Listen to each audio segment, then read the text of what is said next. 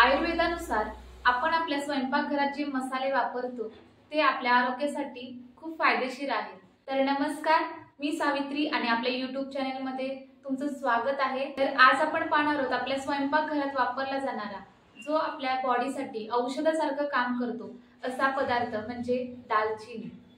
मसाल्याचा हा एक पदार्थ आपल्या बॉडीसाठी खूप आरोग्यदायी काम करत असतो आणि तो कसा काम करतो हे पाहणार आहोत। त्यामुळे व्हिडिओ नक्की शेवटपर्यंत पहा आणि चॅनलवर नवीन असाल तर चॅनलला सबस्क्राइब करा। तर दालचिनीमध्ये कोणते घटक असतात हे आपण पाहूयात। तर पहिला म्हणजे सिनेमल्डिहाइड।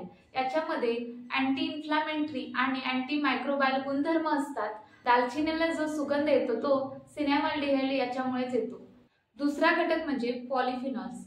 पॉलिफिनॉल्स हे अँटीऑक्सिडंट सारखं काम करतं आणि आपल्या शरीरातील फ्री रॅडिकल्स आहेत ते कमी करण्याचं काम करून पेशींचं संरक्षण करण्याचं काम करत असतं। तसेच याच्यामध्ये मॅग्नीज, आयर्न, कॅल्शियम आणि फॉस्फरस यासारखे घटक असतात जे आपल्या शरीरासाठी मायक्रो न्यूट्रिशन सारखं काम करतात। तर आपल्या शरीराला याचे काय वैज्ञानिकरित्या काय फायदे होतात हे आपण पाहूया। पहिला फायदा म्हणजे आपलं पचन सुधारतं, कारण आपली पचन क्रिया चांगली होण्यासाठी जे एन्झाइम्स क्रिएट होत असतात किंवा जे एन्झाइम्स सिक्रेट होत असतात ते सिक्रेट होण्यासाठी मदत करण्यासाठी दालचिनी उपयोगी ठरते। कारण दालचिनीमध्ये असे घटक असतात जे आपल्या पचन संस्थेला बूस्ट करण्याचं काम करत असतात।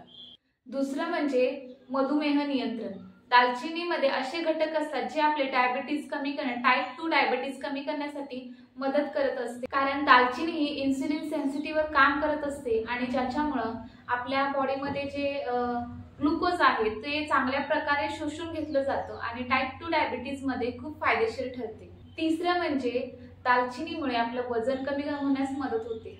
जर योग्य पद्धतीने आपण दालचिनी किंवा दालचिनीचं पाणी घेतलं किंवा दालचिनीचा चहा घेतला तर आपलं वजन कमी करण्यासाठी मदत होते।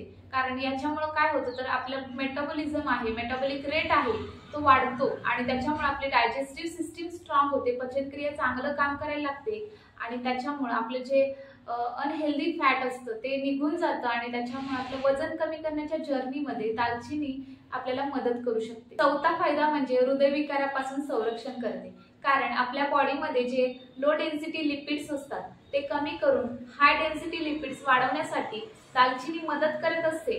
तसेच रक्तदाब नियंत्रणात आणण्यासाठी मदत करते। तसेच दालचिनी रक्त पातळ ठेवून त्याच्यापासून क्लॉट होण्यापासून संरक्षण करते। पाचवा म्हणजे संसर्ग मध्ये उपयुक्त, कारण याच्यामध्ये अँटी मायक्रोबायल घटक असतात ज्याच्यामुळे आपल्या बॉडीमध्ये इन्फेक्शन होण्यापासून, संसर्ग होण्यापासून संरक्षण करते। तसंच जर वारंवार सर्दी, खोकला, व्हायरल, घसा दुखणे यासारखे जर तुम्हाला त्रास होत असेल तर याच्यावर दालचिनीचा काढा उपयुक्त ठरतो। सहावं म्हणजे मेंदूची कार्यक्षमता वाढते, कारण दालचिनीमध्ये जो सुगंध असतो तो आपल्या मेंदूला ऍक्टिव्ह किंवा सतर्क ठेवण्याचं काम करत असतो। सातवं म्हणजे त्वचेसाठी उपयुक्त, कारण दालचिनीमध्ये अँटीऑक्सिडंट असतात जे आपल्या त्वचेसाठी अँटी एजिंग सारखं काम करत असतात आणि आपली त्वचा चांगले ठेवण्याचं काम करते। आठवं म्हणजे मासिक पाळी किंवा हार्मोनल इम्बॅलन्स मध्ये सुद्धा दालचिनी चांगलं काम करते, कारण याच्यामध्ये अँटी इन्फ्लामेटरी तसेच अँटीऑक्सिडंट यासारखे घटक असतात जे मासिक पाळीमधील वेदना कमी करून जो रक्तप्रवाह असतो तो सुरळीत करण्याचं काम करत असते। तर आता आपण पाहणार आहोत दालचिनी खाण्याची योग्य पद्धत काय असली पाहिजे, कशा प्रकारे आपण घेऊ शकतो ज्याच्यामुळे आपल्याला त्याचा हे जे फायदे आहेत ते पुरेपूर आपल्या शरीराला उपयोग करून घेता येईल। तर पहिली पद्धत म्हणजे दालचिनीचं पाणी घेऊ शकता।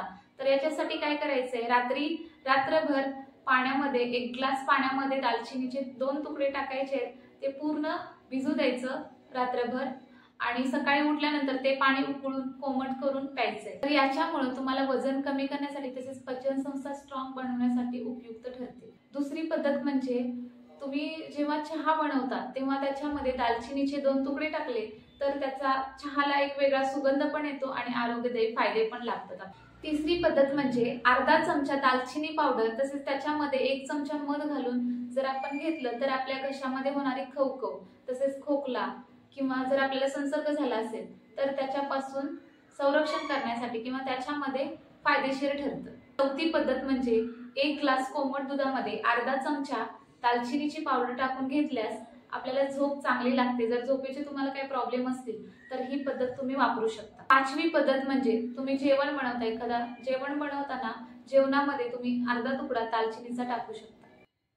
तर आता आपण फायदे पण बघितले, कशा पद्धतीने घेतली पाहिजे हे पाहिलंय. तर आता आपण पाहूयात कुणी काळजी घेतली पाहिजे. कारण दालचिनी ही उष्ण असते आणि त्याचा इफेक्ट आपल्या बॉडीवर व्हायला नको, किंवा आपण कुठलीही गोष्ट प्रमाणात खाणं गरजेचं आहे. त्याचे फायदे आहेत म्हणून अति खाणं हे सुद्धा शरीरासाठी चांगलं नसतं. त्यामुळे आता किती प्रमाणात खाल्ली पाहिजे व कोणी काळजी घेतली पाहिजे हे आपण पाहूयात. तर पहिली काळजी घेतली पाहिजे ती म्हणजे गर्भवती महिलांनी, कारण दालचिनी ही उष्ण असते.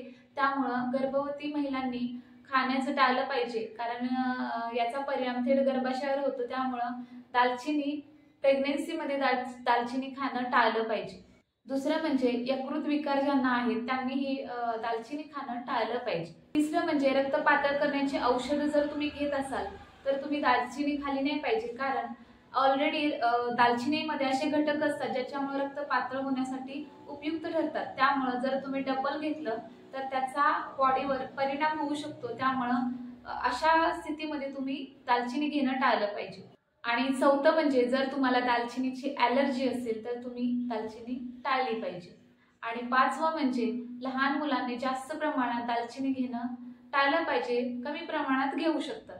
तर हे आपल्या घरात सहसा अवेलेबल असलेली दालचिनी वापरून आपण आपले आरोग्य चांगलं ठेवू शकतो किंवा सुधारू शकतो. तर नक्कीच हे फॉलो करा. आणि व्हिडिओतली माहिती तुम्हाला जर उपयुक्त वाटली असेल तर तुमच्या प्रियजनांसोबत नक्की शेअर करा. आणि व्हिडिओ आवडला असेल तर लाईक करा, शेअर करा आणि सबस्क्राईब करा. धन्यवाद.